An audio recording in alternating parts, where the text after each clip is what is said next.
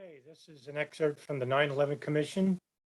Richard Ben-Veniste, a panelist, is interviewing the head of the National Coordinator for Counterterrorism, Richard Clarke. Let's see what's going on.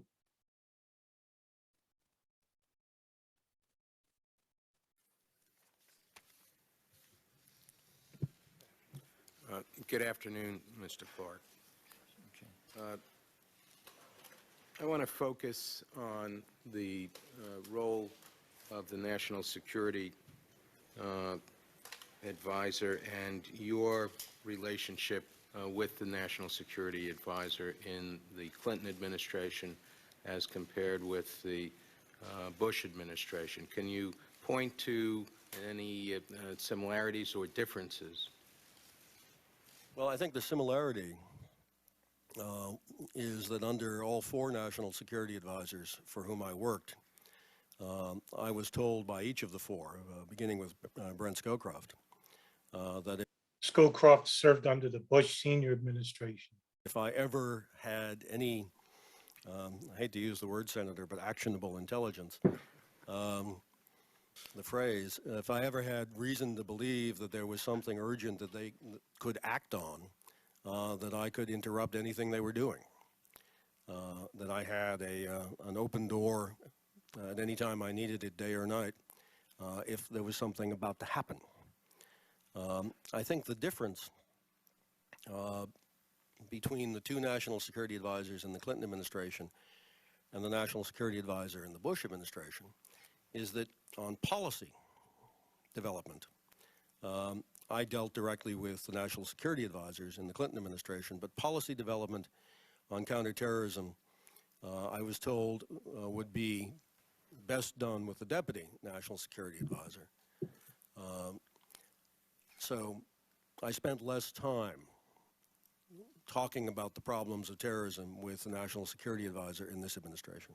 Let me And that's true because Brent Scowcroft was the National Security Advisor under Bush Senior, Sandy Berger under Clinton, and Condoleezza Rice under Bush Jr. Now, when the Bush Jr. administration arrived in January of 2000, the National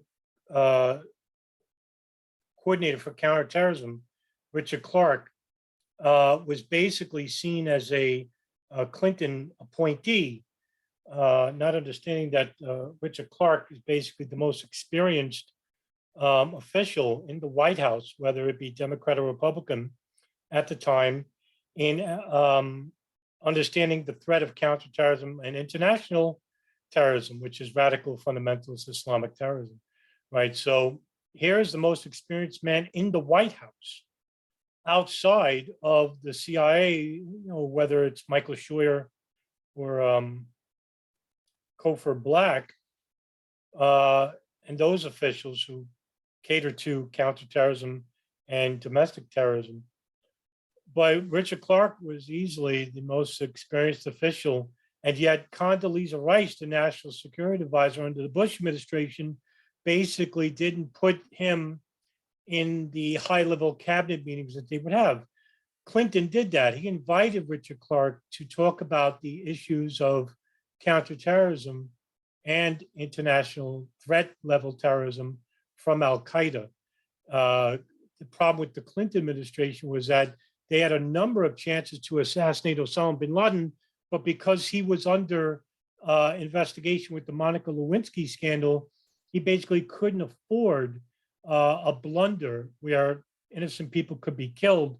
And so there was a number of times where the CIA would go and talk with Clinton appointees like Sandy Berger at the National Security Council meetings, and basically was told that we have a chance to assassinate Osama bin Laden. And this is Michael Scheuer, he's the station chief of Alex Station, who is basically the Bin Laden issue station, which is a virtual station that is investigating Al-Qaeda and bin Laden.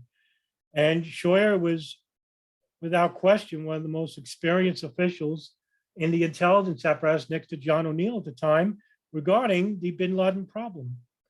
And so he was rebuffed numerous times. So it wasn't just Richard Clarke, but Michael Scheuer as well. But nobody wanted to do it because at the time, incidentally, the CIA was under enormous pressure from the public and as well as investigative committees like the Frank Church Committee just 15 years prior, where they investigated CIA about illegal practices of assassinations and assassination plots and coups. And so the CIA was under a reformation of sorts when they brought in Director Tenet to head the DCI. And so what I'm trying to get at here is that Richard Clarke basically had an enormous weight under the Clinton administration, but was really pushed to the back burner when Bush came in, and they didn't take Al Qaeda seriously. In fact, with Condoleezza, Richard Clarke would basically have these threat level cables that would come in not just from the CIA, the FBI, the NSA, and whatever vague information that they shared. Okay, that's another argument, but also from intelligence services from around the world, like Italy, Saudi Arabia, Israel, Germany, France. But these intelligence cables came in the summer of 2001, and they basically said that Bin Laden is threatening to attack inside the United States. Now, the conspiracy is that, oh, we didn't have enough information. No, they had an overwhelming amount of information that wasn't shared as well as that was shared. Enough threat level warning to basically put agencies on notice for stricter security measures, such as, let's say, for example, the INS, the Immigration Naturalization Services, about how they, about the vetting process coming from either Saudi Arabia or Afghanistan.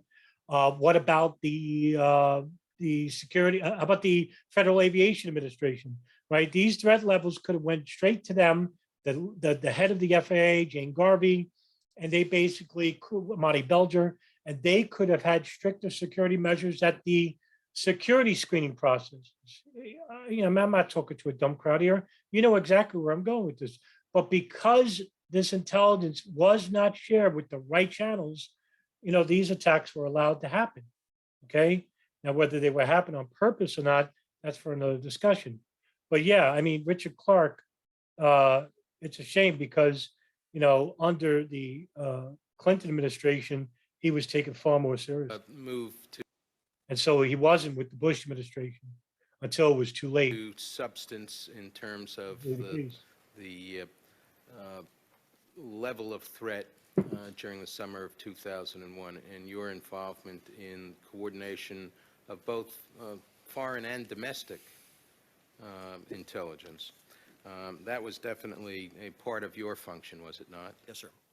Yeah. Now, and before I get to that, and before I forget doing so, I want to express my appreciation for the fact that you have come before this commission and state in front of the world your apology for what went wrong. Yeah, he actually, I have the whole 9/11 Commission playlist in my YouTube channel, which you can view. And it's true, Richard Clarke was the only official, whether it's from the executive or the judicial legislative branches, to actually apologize and basically say that the United States failed because there's actually relatives and loved ones who are actually coming to these commission hearings and they're sitting in the back. And basically, there's one video where they actually walk up to Clarke and shake his hand. A great book, really a fantastic book that Richard Clarke wrote was Against All Odds, Against All Enemies. I would really suggest people read that book. Knowledge, you're the first So, to do that.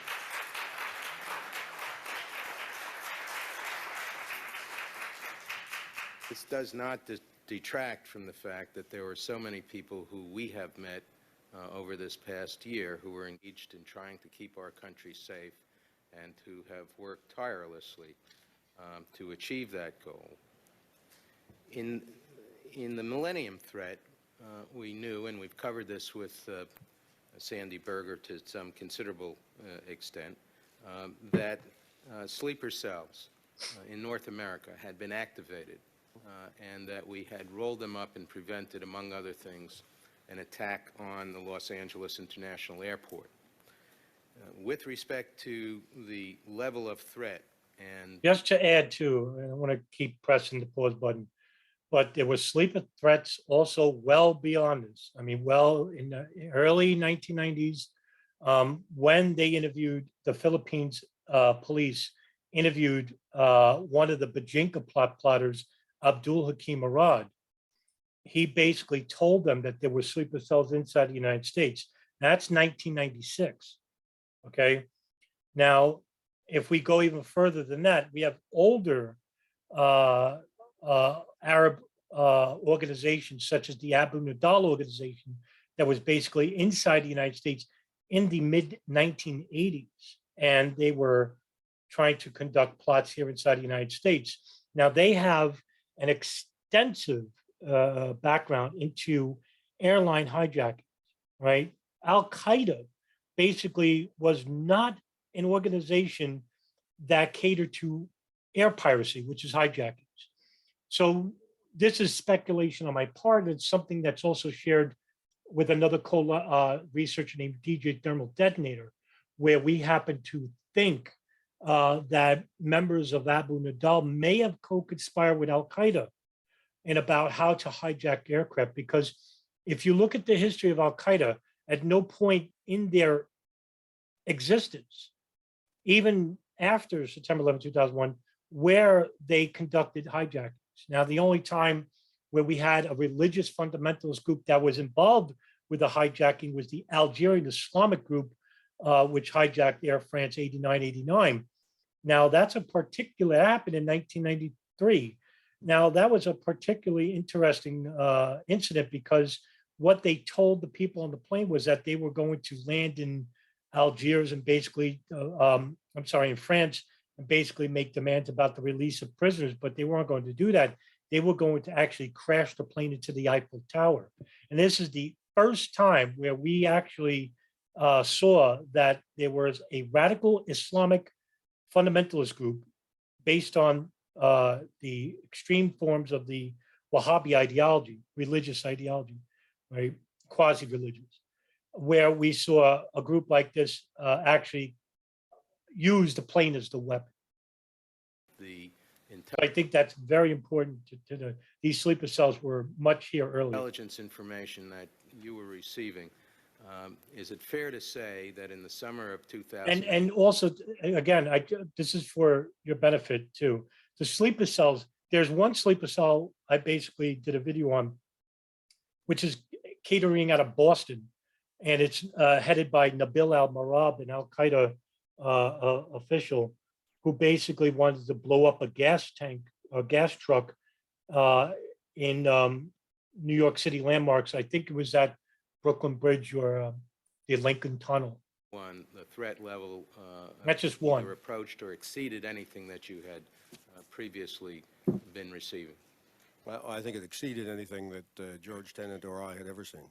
And I think the phrase which has received some currency in our hearings of someone's hair being on fire originated with you, saying that basically you knew that something drastic was about to happen and that the indicators were all consistent in that regard. That's right.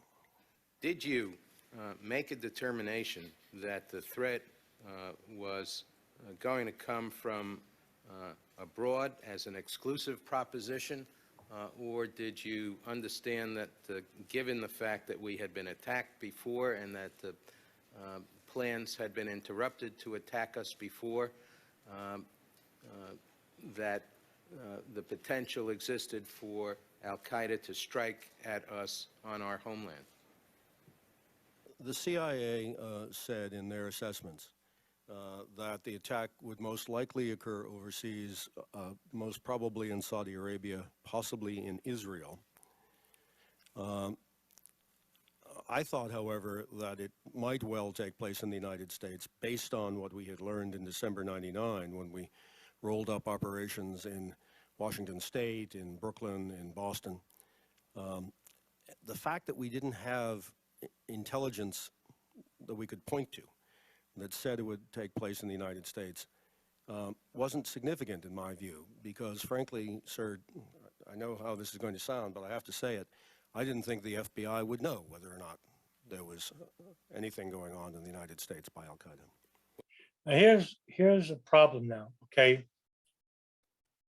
The CIA basically at Alex Station at the counterterrorism unit basically had information where they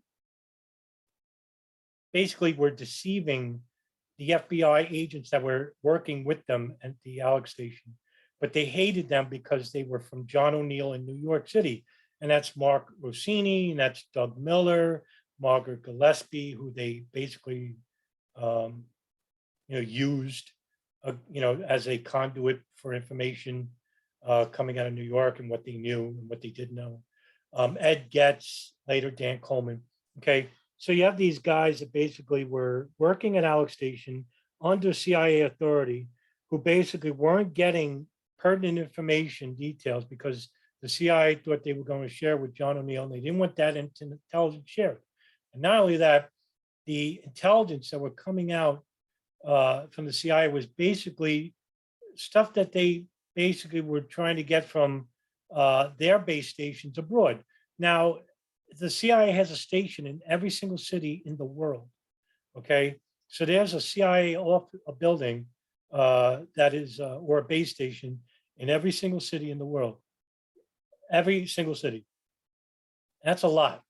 So the information that they were getting was that, oh, there might be attacks in Pakistan. There might be attacks in Kandahar. There might be attacks in Saudi Arabia, Riyadh. Now, there's been nothing but attacks abroad previously. Khobar Towers in Saudi Arabia. You had a hotel, which was the first Al-Qaeda attack. I think it was a Radisson Hotel, I believe. Of course, the USS Cole bombing in Yemen, and the embassy bombings in Dar es Salaam in Tanzania.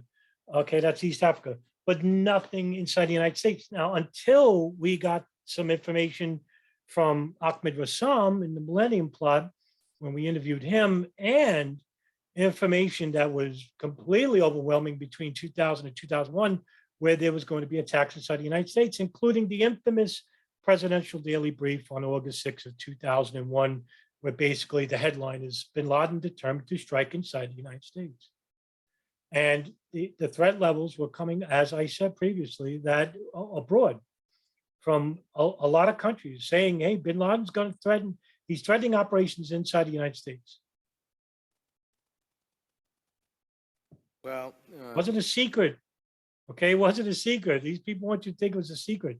The FBI was the principal agency upon which you had to rely. Is that not the case? It is.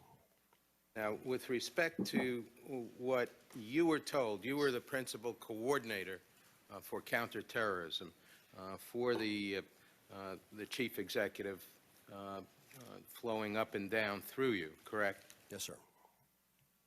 Did you know that the two individuals who had been identified as Al-Qaeda had entered the United States He's talking about Khalid al-Mihdhar and Nawaf al-Hazmi here. And were presently thought to be in the country? I was not informed of that, nor were senior levels of the FBI. Okay, this is huge, right? Okay, I've covered this extensively. The CIA at Alex Station had received information from Malaysian authorities acting on behalf of the CIA, acting on behalf of the NSA, because they were the ones who were wiretap, who had eavesdropped on a phone inside the capital of Sana'a, Yemen, where it was owned by Ahmed al-Hada, and this was the Al-Qaeda communication sub between Bin Laden in Afghanistan and Al-Qaeda operatives around the world. And this was like a switchboard, basically. So the NSA heard of a high-level meeting in Malaysia of Al-Qaeda affiliates. And two of those people that were involved with the meeting were Nawaf al-Hazmi and Khalid al-Mihdhar. And the NSA knew their names, but they never shared that with the CIA. The CIA basically only got this information because the NSA told them about the meeting because they wanted the human intelligence, basically photographs, in which the Malaysian authorities did on behalf of the CIA, but the CIA never shared that information with the NSA anyway. So, and all this was basically not afforded to the FBI. They were basically let out of the loop, even though that they relied on human intelligence on their own, and they had a chart in New York, basically of Al Qaeda and the meeting in Malaysia.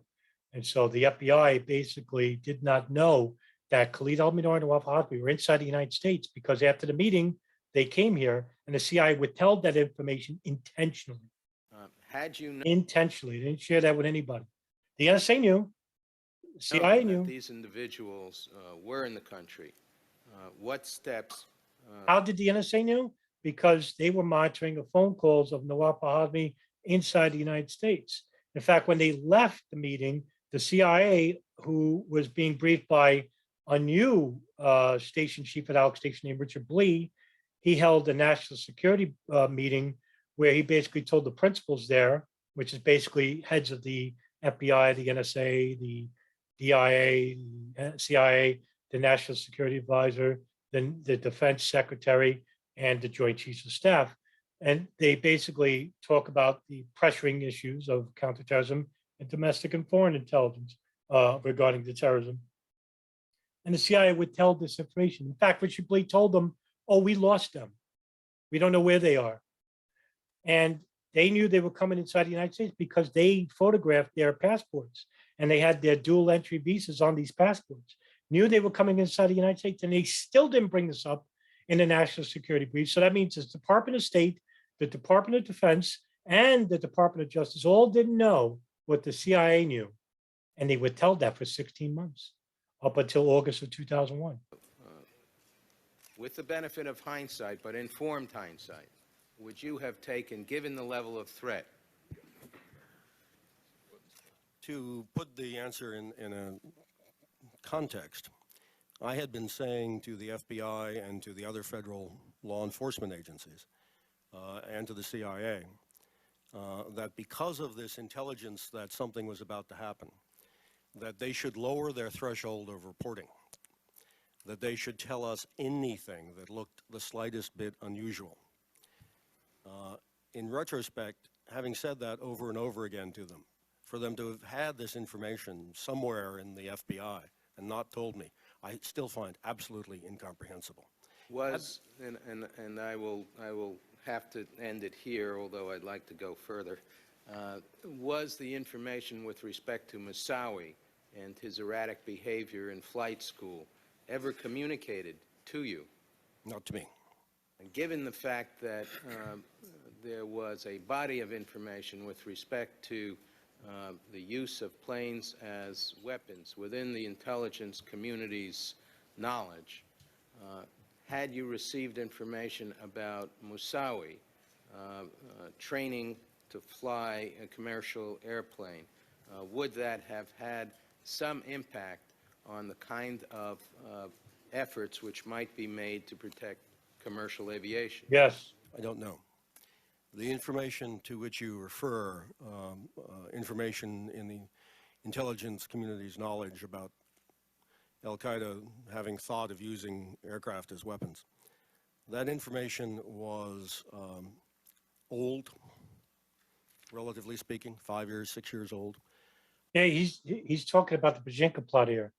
And believe me, when I tell you that the lead investigator, Rodolfo Mendoza, who interviewed Abdul Hakim Murad, he basically said that he gave this information to the FBI, they did nothing with it. Now that's astonishing. When you look at the Bajinka plot operation, which was astonishing in its own right, and it had multi-phases where they were trying to assassinate Bill Clinton and hijack a plane and crash into CIA Langley, and that there were sleeper cells inside the United States that were on waiting orders to conduct multiple hijackings and crash into, I think it was 10 targets inside the United States. And this information was not acted on. I mean, it's astonishing when you think about it. And for Clarke to sit there and say, well, it was old information, that should have been briefed to the leads of the security apparatuses at the FAA, whether it be Argenbright Security, Hunt Lay Security. I would have been all over this. I would have been stricter security measures regarding applications of U.S. visas coming out of the Southeast Asia, Philippines, Indonesia, which is where Al-Qaeda affiliates were located back then. Not to mention Al-Qaeda inside the Sudan and also in Afghanistan. But because there was this huge a stigma regarding, oh, we need to treat the Arabs a little bit more lenient because of our past disposition and how we handled Arabs during the Reagan administration, this led to the problem that we saw on pre 9/11, which allowed for 9/11 to happen. And if could they have acted on the information from Zacharias Moussaoui? Well, the Minneapolis FBI seems to think so too. Now, the agent that was in charge of arresting Zacharias Moussaoui, Harry Samad, he basically tried to get a FISA court-ordered warrant to search Moussaoui's laptop and his belongings in his hotel. And because Moussaoui was a foreign national, they couldn't rely on a regular warrant inside the United States because he's not a U.S. citizen. So they had to go through there's a unit inside Minneapolis called the Radical Fundamentalist Unit, headed by Spike Bowman, Marion Bowman, which his nickname is Spike. But that's Dave Frasca, Bowman, and so the wording on the application was up for debate, and there was a debate over the legalities of the wording on the application, whether it was an investigative application, a criminal application. And it was huge subject to arguments between the Radical Fundamentalist Unit and the FBI Counterterrorism Center. And basically, they got approval to search his belongings the day after 9/11. Figures, right?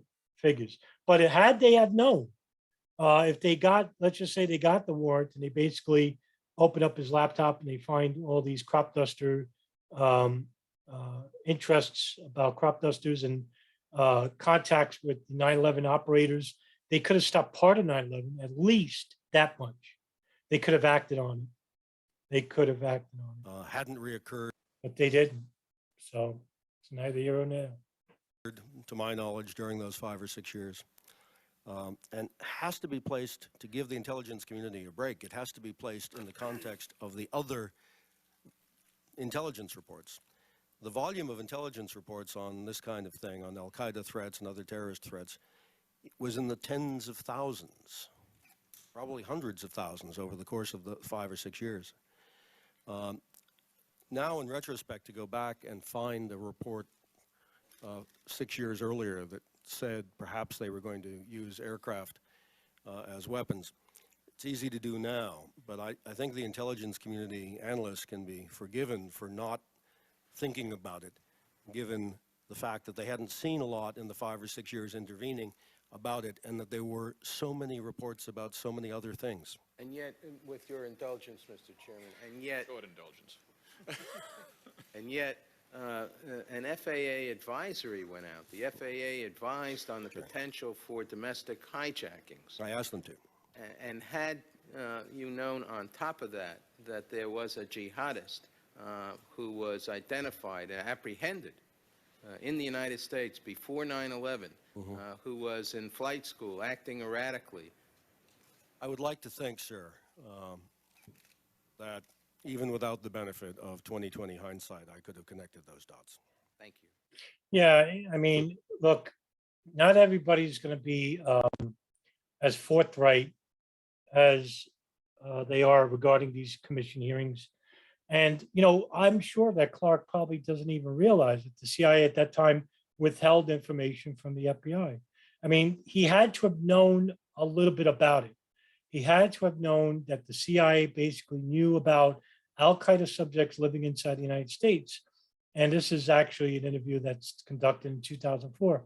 So I can only imagine what he found out, let's say 10 years from now, 2014, regarding, the information that's being released. Never mind at the current time, 2022, where we knew a hell of a lot more than we did during the 9/11 Commission hearings.